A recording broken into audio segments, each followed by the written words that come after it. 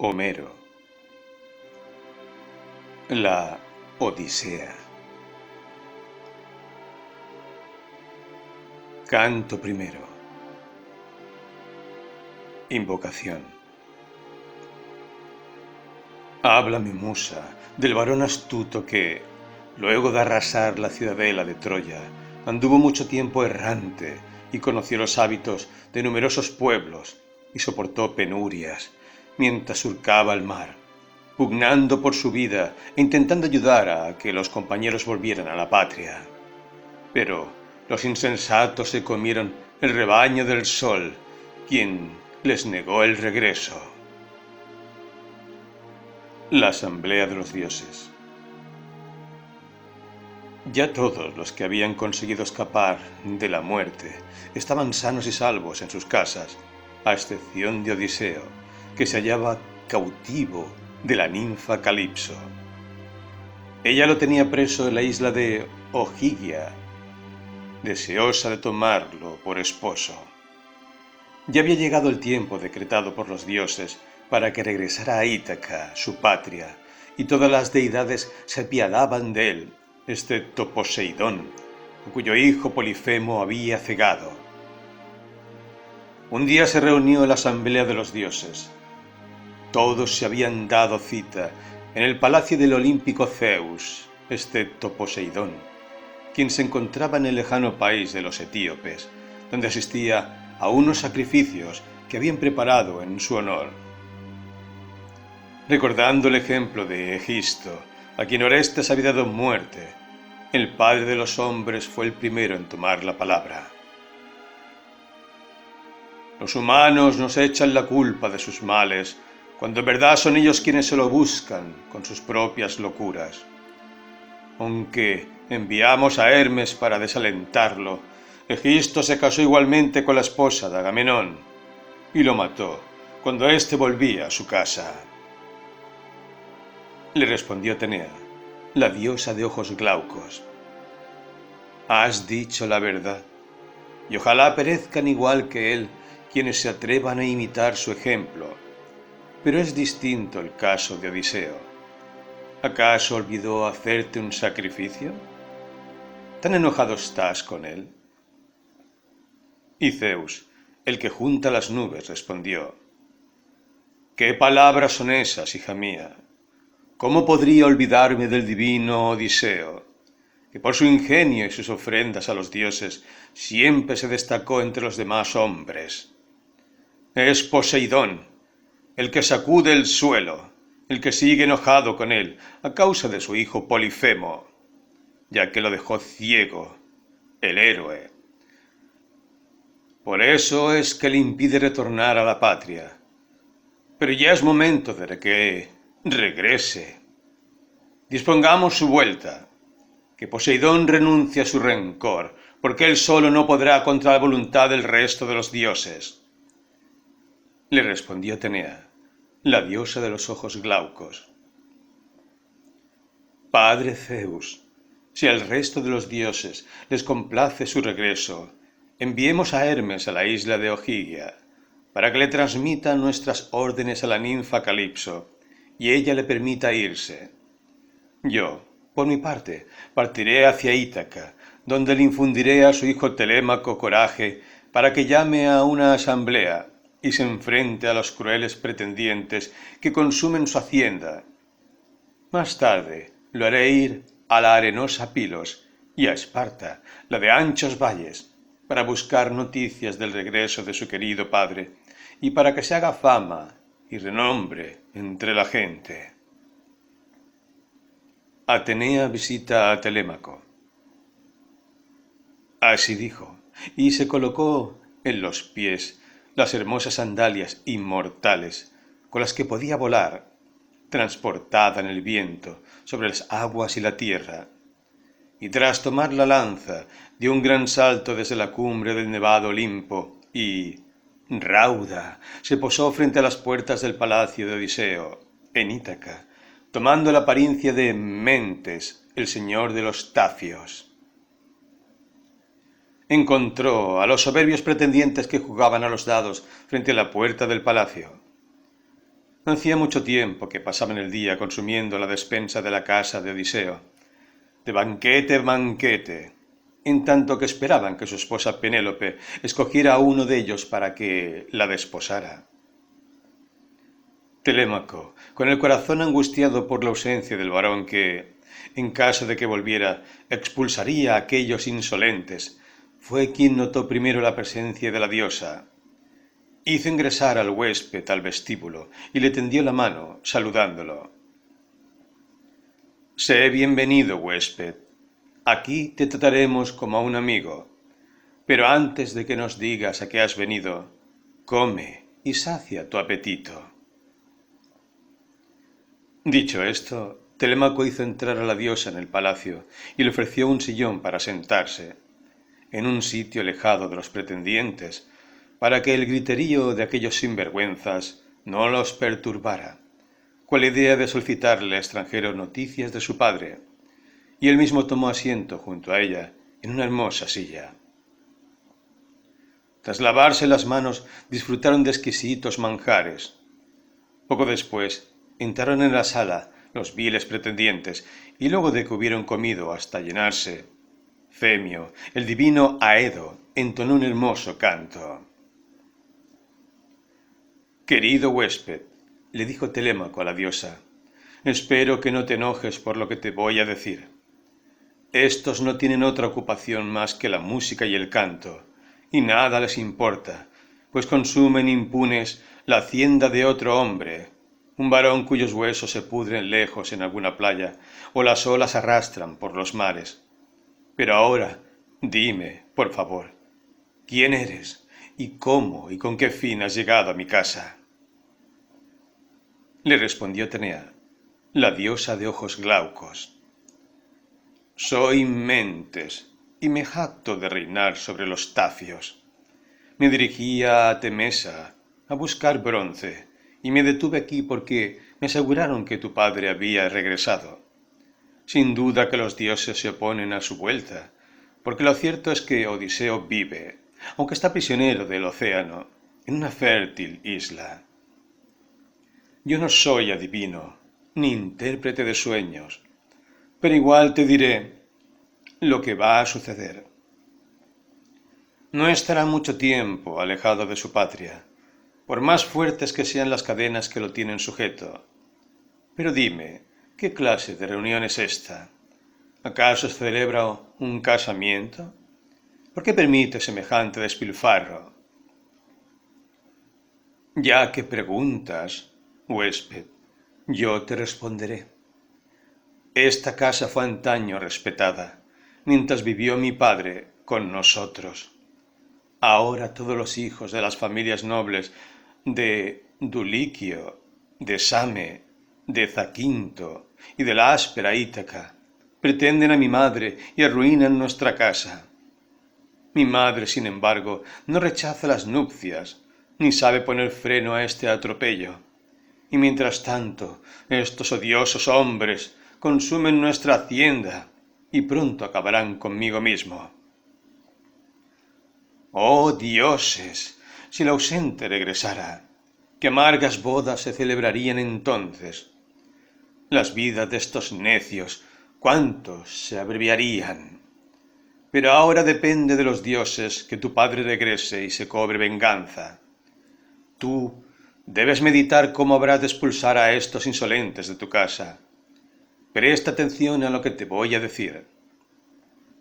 Convoca a una asamblea en el ágora, mañana, e intima a los pretendientes a que abandonen tu palacio. Y si tu madre acaso busca segundas nupcias, que regrese a la casa de su padre, que habrá de decretar su casamiento y fijará su dote. En cuanto a ti, dispón tu mejor nave y vete a preguntar por Odiseo. Primero irás a Pilos, que es la morada del divino Néstor, y luego rumbo a Esparta, donde reina Menelao. Si uno y otro te dicen que tu padre está vivo, soporta todo esto un año más, aunque estés afligido. Pero si acaso oyes que él ha muerto, vuelve sin demora y levántale un túmulo, hónralo con exequias y búscale a Penélope un marido, Y una vez que todo esto esté cumplido, medita cómo habrás de darles muerte a los odiosos pretendientes en el palacio, si abiertamente o con algún engaño, pues es preciso que dejes de comportarte como un niño. Ya tu edad te lo impide. Ahora debo partir. Te pido que sigas mis consejos. Telémaco convoca a una asamblea. Luego de hablar, la diosa de ojos glaucos partió rauda, volando como un pájaro, infundiendo en el alma de Telémaco coraje y esperanza, y avivando en su mente el recuerdo de su padre. Al verla, sospechó el hijo de Odiseo que no era un mortal con quien había hablado. Luego se dirigió a los pretendientes. Soberbios pretendientes de mi madre, dejen ya de gritar y escuchemos a Femio, nuestro Aedo, cuya voz se compara con la de los dioses, mientras disfrutamos del banquete. Cuando se haga de día, iremos hasta el ágora, donde habrá una asamblea. Allí les pediré que salgan del palacio y que de aquí en más celebren sus banquetes en sus casas, comiendo de sus propios bienes. Pero si aún así siguieran consumiendo impunemente la hacienda de mi padre, yo invocaré a los dioses, por si Zeus concede que las acciones de ustedes sean castigadas, y quizás un día mueran aquí, en este palacio, sin que nadie los vengue. Los pretendientes, sorprendidos por la audacia con que Telémaco había hablado, apenas atinaron a protestar, y luego, por la noche, se marcharon a dormir a sus casas. Telémaco subió a su habitación acompañado por su nodriza, Euriclea, quien iba alumbrándole el camino. Una vez acostado en su cómodo lecho, cubierto con un edredón de piel de oveja, pasó toda la noche dando vueltas en su mente al plan que Palas Atenea le había aconsejado. Canto segundo. Telémaco habla ante la asamblea. No bien surgió la hija de la mañana, Eos, de dedos sonrosados. Telémaco salió de la cama, y luego de vestirse se puso al hombro la afilada espada y colocó en sus pies las hermosas sandalias, y semejante a un dios en su fisonomía, dejó la habitación. Acto seguido ordenó a los heraldos que llamaran al ágora a todos los aqueos, que muy pronto empezaron a acudir. Allá se dirigió, empuñando la lanza de bronce y con 2 perros que le seguían los pasos en el camino. Palas Ateneas adornó su figura con la gracia de los dioses, y cuando llegó al ágora la gente lo miraba con asombro. Allí ocupó la silla de su padre, puesto que los ancianos le hicieron un lugar. Esa era la primera vez que se convocaba a una asamblea tras la partida de Odiseo. Telémaco pidió la palabra, y Pisénor, el heraldo, puso el cetro en sus manos. Habitantes de Ítaca, no los he convocado para hablar de un asunto de orden público, sino de una desgracia que ha caído sobre mi propio hogar.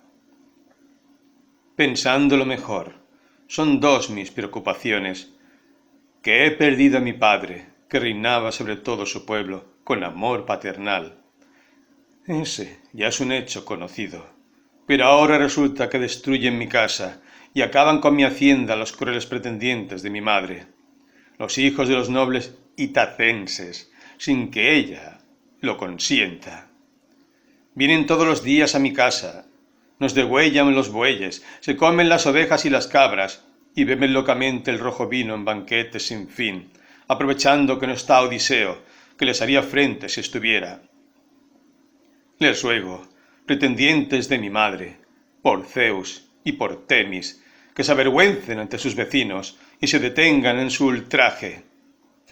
De lo contrario, los perseguirá la ira de los dioses, irritados por sus obras perversas. Dicho esto, Telémaco, furioso, sufrió un ataque súbito de llanto y arrojó el cetro al suelo. Todo el pueblo, en silencio, sintió piedad por él, y hasta los pretendientes se quedaron callados, todos menos Antínoo, que era el más insolente, quien contestó con aspereza: Telémaco, has hablado con palabras encendidas. Modera tus impulsos y deja de insultarnos. No tenemos la culpa de lo que nos acusas. Es tu madre que nos ha dado falsas esperanzas, que alienta con astucias. Hace 3 años ya, y pronto vendrá el cuarto, que teje una mortaja, para que use Laertes, el padre de Odiseo, el día de su entierro. No se puede consentir, jóvenes pretendientes, que a un hombre tan opulento se lo entierre sin mortaja, nos decía. Así nos persuadió. Pero más tarde descubrimos que cada noche destejía todo lo que había tejido en la jornada. Nos tuvo en el engaño mucho tiempo, 3 años. Sin embargo, finalmente la descubrió una esclava. Telémaco, escucha la respuesta que les damos a ti y a los demás ciudadanos. Ordénale a tu madre que regrese a la casa de su padre y que tome por esposa a quien él le aconseje y a ella más le plazca. ¿Cómo podría, Antino, expulsar de mi casa contra su voluntad a quien me dio la vida y me crió? Quizá murió mi padre, quizá vive. Hasta que no lo sepa, no pienso restituir la dote de mi madre al viejo Icario. No fuera cosa que Odiseo regresara y las odiosas Erinias se enojaran conmigo. Jamás daré esa orden. Lo que les pido ahora es que salgan de mi casa y que coman la hacienda de otro hombre o la propia, si quieren celebrar algún banquete. Así dijo Telémaco, y Zeus le envió 2 águilas que echaron a volar desde la cima de un monte cercano. En el momento de llegar al ágora, las aves giraron velozmente y miraron a todos a la cara, en presagio de muerte, antes de desgarrarse con las uñas la cabeza y el cuello, y luego se marcharon por la derecha, encima de las casas y a través de la ciudad. El prodigio dejó a todos perturbados. El anciano Aliterses, que sabía interpretar el vuelo de las aves, intentó señalarles sus fechorías a los pretendientes, pero éstos no le hicieron caso y se burlaron de él. Telémaco pidió de nuevo la palabra. Pretendientes, concédanme al menos una cosa. Denme una buena nave con 20 compañeros. Iré a Esparta y a la arenosa Pilos a recabar noticias de mi padre. Si me dicen que vive y que va a regresar, aunque hoy estoy afligido, soportaré todo esto 1 año más. Pero si llego a escuchar que él ha muerto, volveré inmediatamente. Le levantaré un túmulo, lo honraré con exequias y casaré a mi madre. Así dijo Telémaco, y luego tomó asiento. Una vez que hubo hablado, se levantó el buen Mentor, amigo de Odiseo, y con benevolencia arengó a los presentes. Habitantes de Ítaca, escuchen mis palabras. Ojalá ningún rey los vuelva a gobernar con clemencia y justicia, ya que se han olvidado de Odiseo, que reinaba sobre Ítaca con amor paternal. Y les pido que me crean.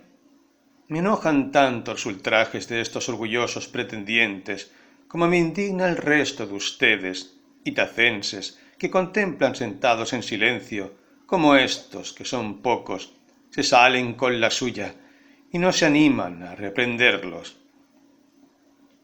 Le respondió Leócrito, uno de los pretendientes. ¿Qué cosas dices, Mentor, insensato? Tus palabras son vanas, porque estos nada pueden hacer contra nosotros. Si volviera Odiseo en persona e intentara expulsarnos de su casa, poco se alegraría su mujer, que lo espera, pues allí mismo le daríamos muerte. Que a Telémaco le ayuden en su viaje Aliterses y Mentor, amigos de su padre.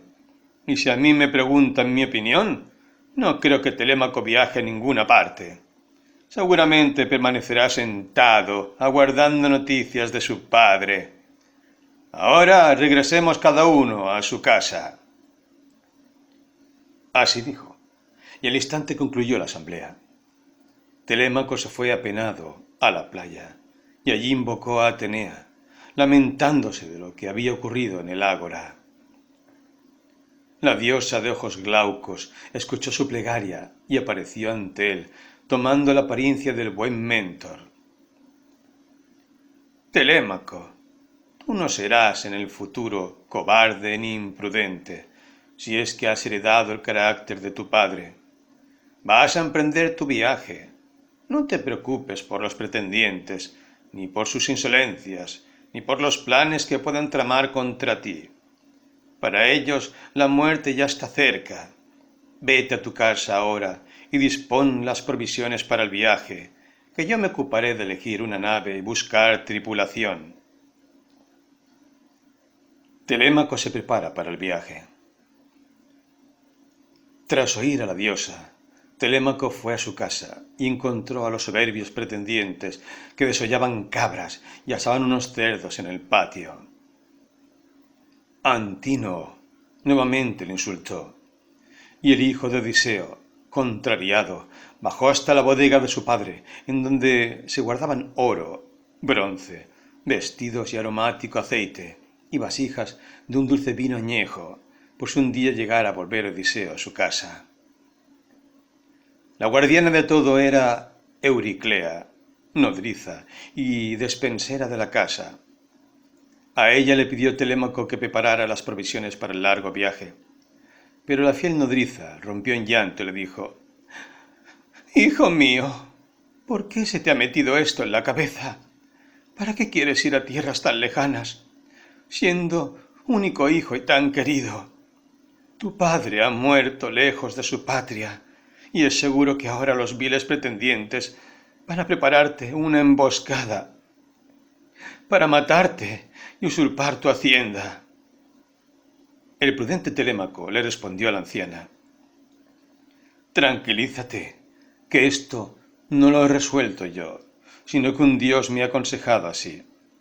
Prométeme una cosa, que no le dirás a mi madre nada de este viaje hasta que hayan pasado 11 o 12 días, o hasta que haya oído que partí». Así juró la anciana, y se puso a listar las provisiones. Mientras tanto, Atenea había tomado el aspecto de Telémaco, y estaba recorriendo la ciudad en busca de voluntarios honrados que quisieran embarcarse, ordenándoles que al anochecer se reunieran con él junto a la nave.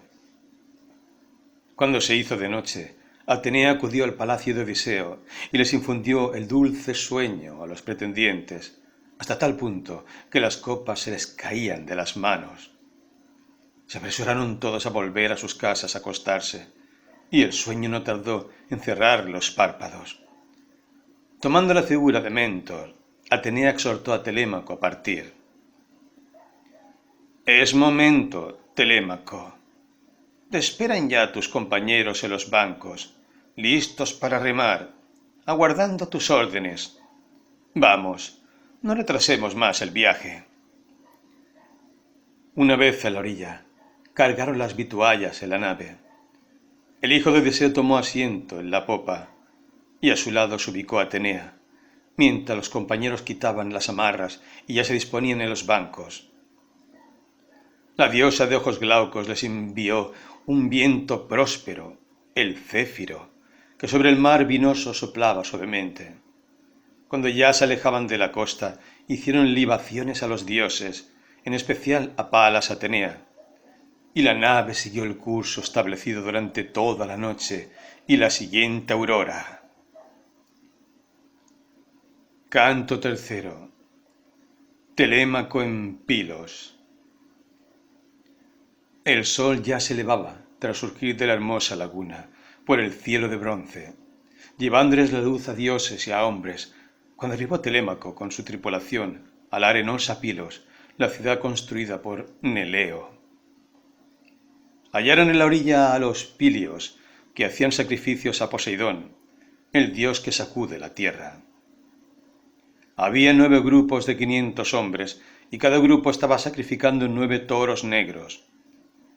Telémaco y los suyos anclaron en el puerto y saltaron a tierra. Atenea primero y Telémaco después. La diosa de ojos glaucos dijo así: Telémaco, ya no debes mostrar vergüenza en cosa alguna, tras cruzar el océano buscando información sobre tu padre. No te demores, pregúntale directamente a Néstor, domador de caballos. Veamos qué noticias tiene para darte. A esto dijo Telémaco: Mentor, ¿cómo podría acercarme hasta él? ¿Cómo podría ir a saludarlo? Aunque yo soy discreto, cualquier joven sentiría vergüenza de interrogar a un viejo. Y repuso la diosa: Algunas cosas se te ocurrirán por sí solas y otras te las inspirará un dios, pues has nacido y te has criado con el favor de los dioses. De eso estoy seguro.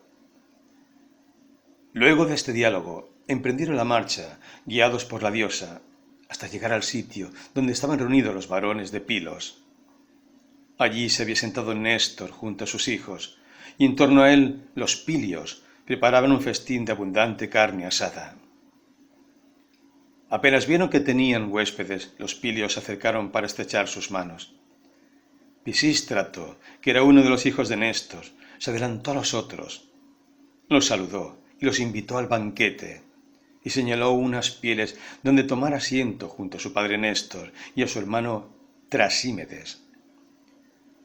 Pisístrato sirvió una copa de vino y se la dio a Atenea, diciendo estas palabras: Alza tus ruegos, huésped mío, al soberano Poseidón, puesto que celebramos en su honor este banquete. Tras libar de la copa y hecho el ruego, pásale el dulce vino a tu compañero, para que también él pueda beber, invocando a los dioses inmortales, porque todos los hombres necesitan la ayuda de los dioses. Telémaco habla con Néstor. Tras realizar las libaciones, Atenea y Telémaco comieron y bebieron a sus anchas. Una vez que estuvieron satisfechos, así les habló Néstor: Ahora que han comido y han bebido, la ocasión es propicia para interrogarlos. ¿Quiénes son, forasteros? ¿De dónde vienen, tras navegar por los húmedos caminos? ¿A qué se debe su visita? El prudente Telémaco, a quien la diosa de ojos glaucos había infundido coraje para que preguntara sobre el padre y adquiriese gloriosa fama ante los hombres, respondió: Nos preguntas, oh Néstor, ¿de dónde hemos venido? Y yo te lo diré. De Ítaca, situada al pie del monte Neio, y lo que aquí nos trae no es un asunto público, sino particular. De todos los guerreros que lucharon en Troya, se sabe el paradero. Algunos están muertos y otros viven. Sin embargo, la suerte de Odiseo, mi padre, Zeus nos ha prohibido conocerla. Nadie puede decirnos claramente en dónde pereció, si en el mar o en la tierra.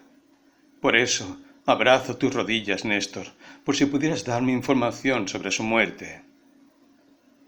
A esto respondió el insigne Néstor: Hijo mío, ¿qué recuerdos me vienen a la mente de todas las desgracias que sufrimos los aqueos en la ciudad de Príamo? Los mejores guerreros que teníamos hallaron la muerte allí. Yacen en Troya el valeroso Áyax y Aquiles y Patroclo. Allí también encontró la muerte Antíloco, mi hijo. Padecimos desgracias incontables en esos 9 años, y durante el asedio no hubo ningún otro que igualase en prudencia a tu padre Odiseo. Jamás tuvimos entredicho alguno, y siempre aconsejamos con sensatez a los demás aqueos, que a veces desoyeron nuestras reconvenciones. Algunos de ellos cometieron impiedades y desataron la cólera divina. Algunos de los nuestros, terminada la guerra, partieron enseguida. Otros permanecimos en la playa, haciendo sacrificios a los dioses con el fin de aplacarlos. Aquella fue la última vez que vi a tu padre. embarqué con los míos y puse rumbo a Pilos. Los dioses han querido mi regreso. Solo sé de los otros que el rubio Menelao volvió a su casa y que Agamenón murió asesinado por el cruel Egisto. ¡Qué suerte para un muerto si llega a dejar un hijo! Porque Orestes mató a Egisto y de ese modo vengó a Agamenón. Seguramente tú, que tanto te pareces a tu padre, estarás a su altura. Le respondió Telémaco. Oh Néstor, con justicia tomó venganza Orestes. Los aqueos difundirán sus hechos y lo cubrirán de gloria. Ojalá a mí los dioses me infundieran fuerzas para vengarme de los pretendientes que me insultan y traman maldades contra mí. Dijo el insigne Néstor. Ha llegado a mis oídos la noticia de que los pretendientes de tu madre cometen atropellos en tu casa. ¿Quién sabe si tu padre los vengará algún día? Ojalá que la diosa de ojos glaucos, la divina Atenea, te asista como antes hizo con Odiseo. Pero no pierdas tiempo. Vuelve ahora a la nave y dirígete a Esparta, a visitar al rubio Menelao. O si acaso prefieres ir por tierra, aquí tienes un carro con corceles. Mis propios hijos te acompañarán. Luego de estas palabras, cayó el sol y se hizo de noche. Al notar que Telémaco y la diosa se disponían a volver al barco, Néstor los retuvo. Que Zeus no permita que duerman en la nave, cuando en mi casa no faltan lechos ni lindas colchas. El hijo de Odiseo no dormirá en las tablas de la cubierta, mientras yo viva o queden mis hijos en mi casa para honrar a mis huéspedes. Así dijo Atenea, la de los ojos glaucos. Has hablado bien, anciano, y es conveniente que Telémaco te obedezca. Él te seguirá a tu casa para pasar la noche. Yo volveré a la nave, junto a los compañeros, a fin de darles ánimo y dejar todo listo. Dormiré allí unas horas, y no bien amanezca, me marcharé al país de los Caucones, donde tengo una deuda por cobrar. Tú, envía al muchacho a Esparta, con uno de tus hijos. Dale tu mejor carro y los caballos más fuertes y veloces. Dicho esto, la diosa se transformó en un águila y se marchó volando, para maravilla de todos.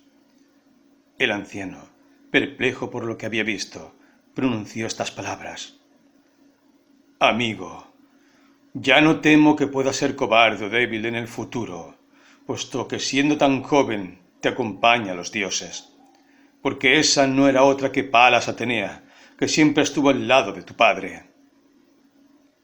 Y cuando se mostró Eos, de dedos sonrosados, hija de la mañana, Néstor sacrificó junto a sus hijos una hermosa novilla a Palas Atenea, que le había hecho un honor tan grande al visitar su casa.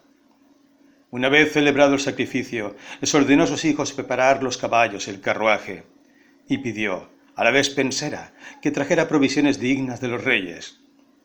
Telémaco subió al excelente carro, y junto a él iba Pisístrato. Este tomó las riendas y azotó a los caballos, que partieron surcando la llanura. Al arribar a Aceras, el sol ya se ponía. Allí durmieron esa noche, hospedados por Diocles, quien los recibió con gusto. Pero al amanecer prepararon nuevamente el carro y se pusieron en camino. Y al fin de la jornada llegaron a una fértil llanura, donde el viaje terminaba. Tan rápido corrían los caballos. Y luego el sol se puso, y las sombras cubrieron los caminos. Canto cuarto. Telémaco en Esparta. Apenas llegaron a Esparta, la de valles profundos, dirigieron sus pasos al palacio del rubio Menelao, quien se encontraba allí con amigos, festejando las bodas de su hijo y las de su hija. Mientras todos gozaban del banquete, un aedo divino cantaba, acompañado de la cítara, y un dúo de bailarines recorría la sala al ritmo de la música, entre la muchedumbre, como entretenimiento. Al notar la presencia de los dos compañeros, los hicieron sentar y les sirvieron abundante comida y rojo vino. El rubio Menelao, saludándolos con la mano, les dijo estas palabras: «Coman y regocíjense. Después que hayan comido, nos dirán quiénes son entre los hombres, pues advierte que son hijos de reyes por su estampa y figura». Dicho esto, les dio a probar un trozo de suculento lomo asado, que sólo a él le habían servido. Los jóvenes comieron y bebieron, y cuando se saciaron, Telémaco acercó la cabeza a Pisístrato para no ser oído, y le dijo estas cosas: «Observa, hijo de Néstor, buen amigo, cómo reluce el bronce en el palacio, a la par del ámbar, la plata y el marfil. Así debe de ser por dentro la morada del olímpico Zeus». El rubio Menelao oyó lo que decían y los amonestó: «Hijos míos queridos, ningún mortal se puede comparar con el divino Zeus, cuya hacienda es eterna. Es cierto, sin embargo, que entre los hombres no hay quien me aventaje en riquezas. Tantos son los tesoros que traje en mis navíos, tras pasar muchas penas y andar errante mucho, por Chipre, por Egipto, por Fenicia, por Libia, por Sidón, por Etiopía, al regreso de Troya. Pero ojalá viviera en mi palacio con la tercera parte de mis bienes, con tal de que se hubiesen salvado los que hallaron la muerte en la ciudad de Príamo. Por todos me entristezco, pero por nadie lloro como por Odiseo, el que más sufrió de todos. Seguramente penan por él su viejo padre, Laertes, la discreta Penélope, y Telémaco, su hijo, a quien dejó recién nacido en casa». Menelao y Helena reconocen a Telémaco. Así habló, y en Telémaco se despertó el deseo de llorar al escuchar que hablaban de su padre. Rodó por sus mejillas una lágrima y levantó el muchacho el manto color púrpura para cubrirse el rostro. No dejó de advertirlo Menelao y meditó en su mente si debía esperar que Telémaco mencionara a su padre o si sería mejor interrogarlo. Entretanto, su esposa, la bellísima Helena, salió de su aposento perfumado y tomó asiento al lado de él. Al ver a los dos jóvenes, interrogó a su marido de este modo: «¿Sabemos, Menelao, quiénes son esos hombres que han llegado hasta nuestra morada? Quizá me equivoque, pero nunca he visto un parecido semejante en mujer, hombre o niño, como el que guarda este joven con Odiseo». A lo que contestó el rubio Menelao: «Ya se me había ocurrido lo que estás sugiriendo.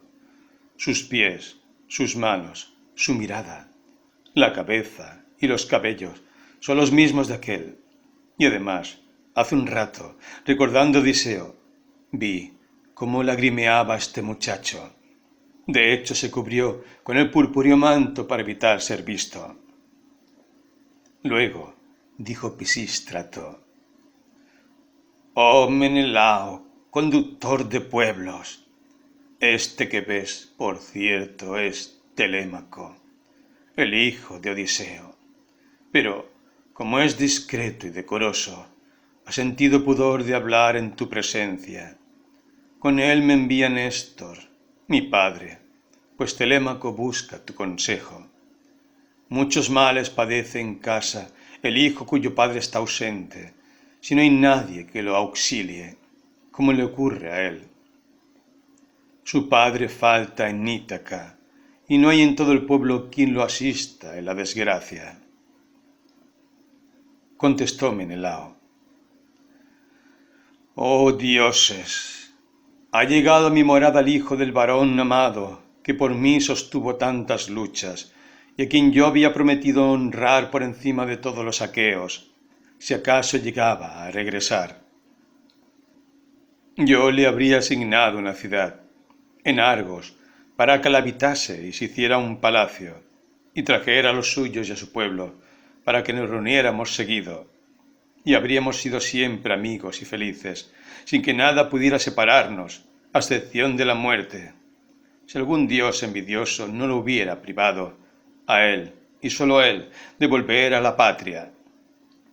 He visto muchas tierras y conocido diferentes pueblos, pero nunca vi a nadie como él, ninguno con su corazón y con su ingenio.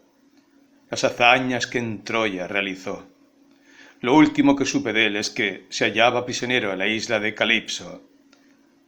El anciano Proteo, que habita cerca de la costa egipcia, me lo hizo saber cuando yo regresaba con mis naves, tras afrontar peligros incontables. Acto seguido, el rubio Menelao les contó su regreso, plagado de peligros y penurias. Cuando al fin su relato concluyó, se había hecho muy tarde, y Helena encomendó a sus esclavas que dispusieran camas para los invitados. En ellas se acostaron Telémaco y Pisístrato, y el rubio Menelao y la divina Helena se fueron a su cuarto. No bien se mostró Eos, de dedos sonrosados, hija de la mañana, Menelao se levantó del lecho y fue a sentarse al lado de Telémaco. Luego de saludarlo, le dijo estas palabras: «Quédate en mi palacio algunos días más. Luego te irás repleto de regalos, 3 caballos, un carro espléndido, una copa labrada para que hagas libaciones a los dioses inmortales y te acuerdes de mí todos los días». A lo cual el discreto Telémaco repuso: «Yo pasaría un año junto a ti, sin extrañar mi casa ni a mis padres. Tan gratas son para mí tus palabras. Pero no me retengas, porque mis compañeros deben de estar impacientes en la arenosa Pilos. Los caballos que ofreces te los agradezco mucho, pero no voy a llevarlos. Solo hay cabras en Ítaca, no es tierra de caballos». Así habló Telémaco, y el rubio Menelao le hizo una caricia en la cabeza y dijo: «Hijo mío, se muestran tus palabras que eres de sangre noble.